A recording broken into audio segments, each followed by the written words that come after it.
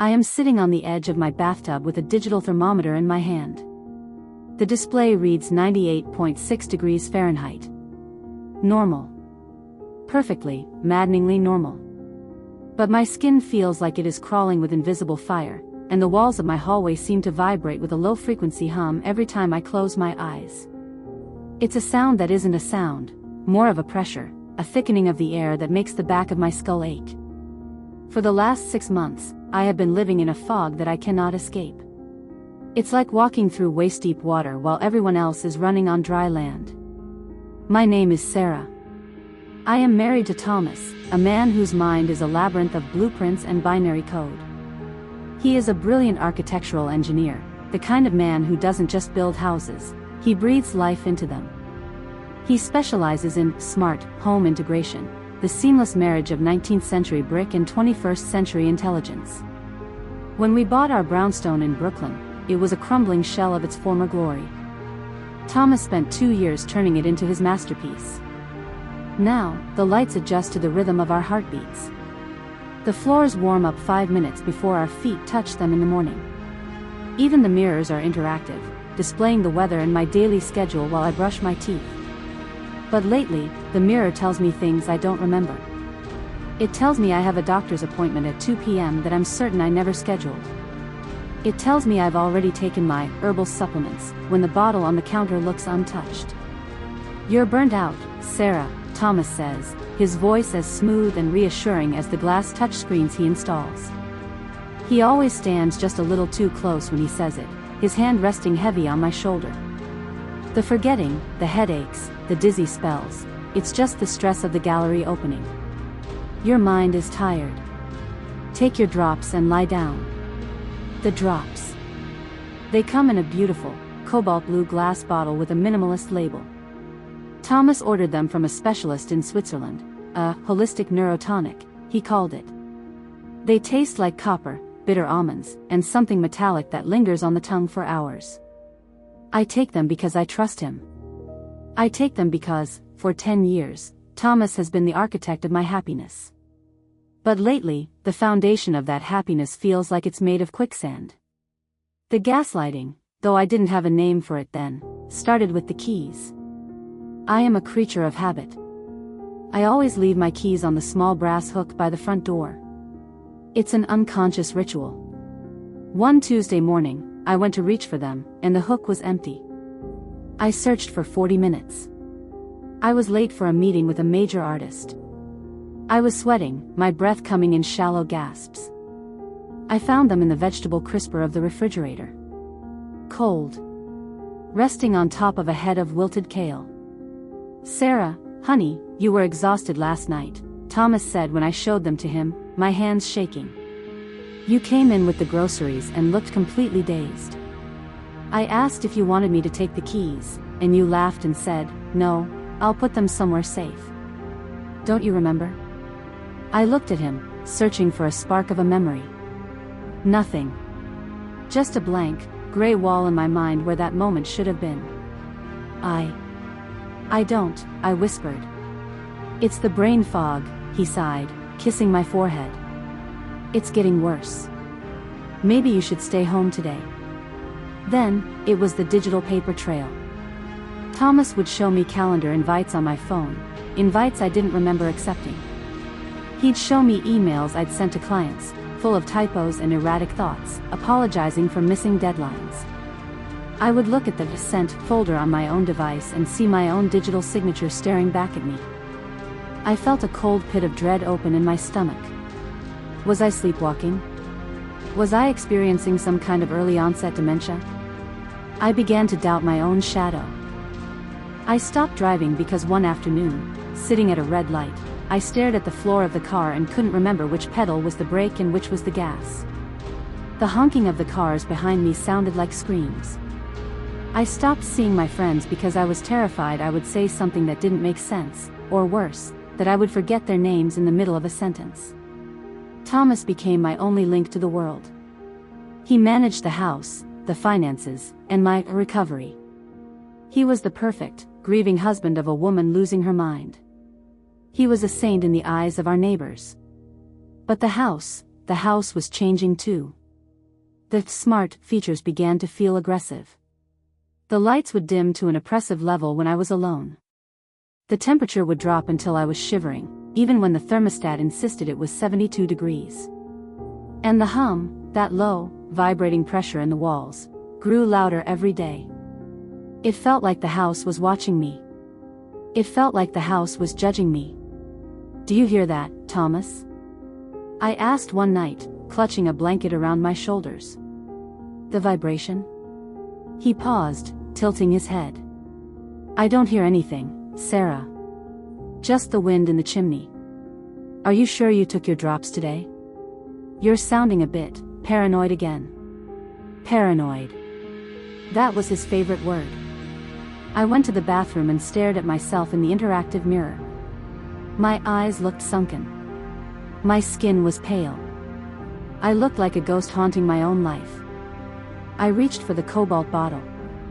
I was about to tilt my head back when the lights flickered. Not a normal flicker. A rhythmic pulse. Long, short. Short. Long. It felt like a warning. The flickering lights weren't a glitch. In a house where every electron was governed by Thomas's custom-coded symmetry OS, glitches didn't exist. There was only intent. I stared at the cobalt blue bottle in my hand. The liquid inside was thick, reflecting the dim bathroom light like a pool of motor oil. Long, short. Short. Long. My mind, slow and heavy as it was, recognized it. It was Morse code. D for danger. D for dose. I didn't take the drops that night. Instead, I stood over the sink and watched the expensive Swiss neurotonic swirl down the drain. I rinsed the bottle with tap water, dried it meticulously, and placed it back on the marble counter, empty and gleaming. The next 48 hours were a descent into a different kind of hell, withdrawal. If the fog was a comfortable shroud, the clarity was a jagged blade. My head throbbed with a rhythmic pulsing that synced perfectly with the hum in the walls. I realized then that the hum wasn't just background noise, it was a frequency designed to resonate with the human nervous system. When the drugs started to leave my blood, the symmetry of the house began to feel like a physical assault. I stayed in bed, feigning a migraine. Thomas was a shadow in the doorway, his silhouette tall and imposing against the hall lights. "You're shaking, Sarah," he remarked, his voice devoid of its usual warmth. He walked to the bedside table and reached for the blue bottle. I held my breath, my heart hammering against my ribs so loudly I was sure the house's sensors would pick it up and alert him. He unscrewed the cap. He didn't look inside. He simply tilted it over a glass of water. Because I had emptied it, nothing came out. He paused. A long, terrifying silence filled the room. "You finished the bottle," he said. It wasn't a question. "I'll have to calibrate a new batch. The Swiss lab sent a concentrated shipment this morning. It's in the basement cellar, cooling." He leaned down and kissed my cheek. His skin felt like marble, cold, smooth, and lifeless. "Sleep now. When you wake up, the fog will be gone. I promise." As soon as I heard the heavy oak door of his home office click shut, I moved. My legs were weak, swaying like tall grass in a storm, but my mind was screaming with a frantic, newfound energy. I needed to see what was in that basement. Thomas had forbidden me from entering the server room for years, claiming the electromagnetic interference would scramble my already fragile recovery. I crept down the stairs, avoiding the steps I knew creaked. The house felt alive around me. The motion sensor lights dimmed as I passed, as if the OS was trying to blind me, to force me back to the safety of my bed. I reached the basement door. It was locked with a biometric scanner. I felt a surge of despair. I didn't have the code, and my fingerprints had been removed from the master access list months ago, another safety measure Thomas had implemented after I supposedly lost my laptop. But Thomas was a man of patterns. He believed in the aesthetic of numbers. I looked at the keypad. The numbers 1, 9, 2, 0 were slightly more worn than the others. The year the house was built. The year he claimed our new life began. Beep. The lock disengaged with a heavy, hydraulic hiss. The air in the basement was frigid, smelling of ozone and chilled earth. In the center of the room stood the server rack, a monolithic tower of black metal and blinking blue LEDs. It looked like the brain of a sleeping god. I didn't look at the servers. I looked at the floorboards. Near the base of the rack, one board sat slightly higher than the rest. I knelt, my fingernails digging into the wood until I felt it give way. Beneath the oak was a hidden compartment, and inside was a black plastic box, independent from the house's main power supply. It was labeled in Thomas's neat, architectural script, Resonance Loop, Phase 4. I opened the box. Inside was a series of high-output infrasound transducers. They weren't just moving air, they were vibrating the very skeleton of the house at 19 Hz, the ghost frequency. It's the frequency that triggers the human eye to see gray shapes in the periphery. It's the frequency that triggers the amygdala to feel overwhelming, irrational dread. He wasn't just drugging me. He was using physics to break my soul. And then I saw it. Tucked behind the box was a stack of legal documents. I pulled them out, my hands trembling. They were property transfer deeds. My family's estate in Maine, the one my father left me, the one Thomas said we had to sell to pay for my medical treatments. According to the papers, the estate hadn't been sold. It had been transferred into a private trust.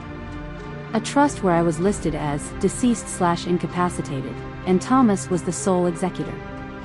The date on the transfer? 6 months ago. The exact day that fog began. He didn't want a wife. He wanted an asset. And he was engineering my insanity to ensure he never had to share it. Suddenly, the lights in the basement turned a deep, blood red. The hum in the walls shifted from a low vibration to a bone-shaking roar. The intercom on the wall crackled to life. Thomas's voice echoed through the cold room, stripped of all pretension, sounding like a god presiding over a trial. I told you not to go down there, Sarah. You've ruined the calibration. Now, we have to start all over again. I heard the heavy hydraulic lock on the basement door engage. I was trapped in the brain of the monster. The basement was no longer a room, it was a vibrating lung, and I was the infection it was trying to cough out. The red emergency lights pulsed in sync with the roar of the infrasound, a frequency so deep I felt it in my teeth, my marrow, and the very fluid in my eyes. Sarah, Thomas's voice boomed from the hidden speakers, stripped of its synthetic kindness. The system is designed to maintain a specific equilibrium. By entering that room, by touching the loop, you've introduced a fatal error. You're not just sick anymore, Sarah. You're broken. And broken things need to be replaced. I didn't answer. I knew he was watching me through the pinhole cameras embedded in the smoke detectors. I knelt by the server rack, my fingers fumbling with the heavy black cables. I wasn't an engineer, but I knew one thing about Thomas: he loved symmetry. Every cable was color-coded, every port labeled with obsessive precision. I saw the primary fiber optic line, the umbilical cord that connected the house's brain to the external grid. If I cut it, the house would go dark, but the biometric locks would default to closed for security. I'd be buried alive in a high-tech tomb. Phase 4 was supposed to be peaceful, Thomas continued, his voice echoing as he likely paced in the office directly above me. A gradual decline. A comfortable facility in the mountains where you'd be happy, staring at the trees, while I managed the estate. But you always had to be the inspector, didn't you? You always had to look behind the curtain. I found a pair of heavy-duty wire cutters in a wall-mounted toolkit. My hands were shaking so violently from the infrasound that I nearly dropped them. 19 Hz. The frequency of fear. I closed my eyes and pictured the woman I used to be, the one who stood on construction sites and stared down billionaire developers when their scaffolding wasn't up to code. She was still in there, buried under 6 months of scopolamine and shadows. I'm not the error, Thomas, I whispered, though I knew he could hear me. I'm the structural failure you overlooked. I didn't cut the fiber line. Instead, I looked at the resonance loop box. I saw the input jack where the infrasound frequency was modulated. I reached into my pocket and pulled out my smartphone, the one Thomas thought he had mirrored and controlled. He had mirrored the interface, but he hadn't accounted for the hardware's local audio output. I plugged my phone's charging cable into the bypass port of the black box. I opened a simple frequency generator app one had downloaded months ago to tune the gallery's acoustics. "What are you doing, Sarah?" Thomas's voice sharpened. I heard his chair scrape. He was coming down. I set the frequency to 40 Hz, the gamma wave frequency, associated with high-level cognitive processing and problem-solving.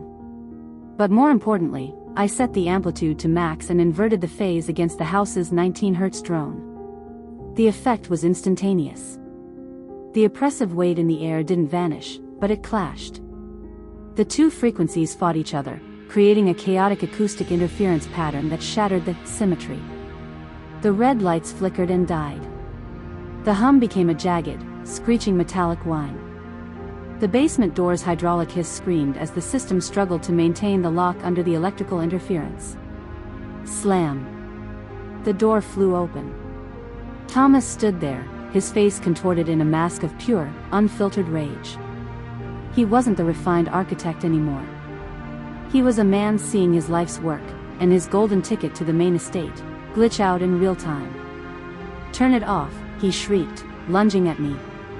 I ducked behind the server rack. He was faster, stronger, but he was also reeling from the acoustic chaos. He slipped on the loose floorboard I had pulled up, the very proof of his betrayal. As he fell, his head struck the corner of the server rack with a sickening thud. He slumped to the floor, dazed, the cobalt blue bottle of drops falling from his pocket and shattering near his face. The room went silent. The frequencies had cancelled each other out, blowing the circuit breakers for the entire basement. In the sudden, heavy quiet, I heard the sound of my own breath. It was deep. It was clear. I stood over him, looking down at the man who had tried to erase my mind. I picked up the stack of property deeds, my proof. I also took his master keycard, the one that overrode every smart lock in the building. "Protocol's over, Thomas," I said. I walked out of the basement, through the kitchen, and out the front door. The interactive mirror in the hallway caught my reflection as I passed. For the first time in half a year, the schedules and weather reports were gone. It was just me. I stepped out into the Brooklyn night. The air was cold, damp, and smelled of rain and exhaust. It was the most beautiful thing I had ever tasted. I am 32 years old. I am sitting in a brightly lit police precinct, and for the first time in a long time, the only voice in my head is my own. Thomas is being held on charges of aggravated assault, illegal surveillance, and chemical endangerment. The smart house has been cordoned off as a crime scene. The forensic teams found the hidden transducers, the Swiss shipping manifests, and a digital diary Thomas kept, a log of my dissolution. They say my memory might have holes in it forever. They say I'll have a sensitivity to low-frequency sounds for years. But as I sit here, holding a paper cup of terrible coffee, I look at the black plastic box sitting on the evidence table. I thought I was losing my mind. But the truth is, I was just finding the strength to build a new one.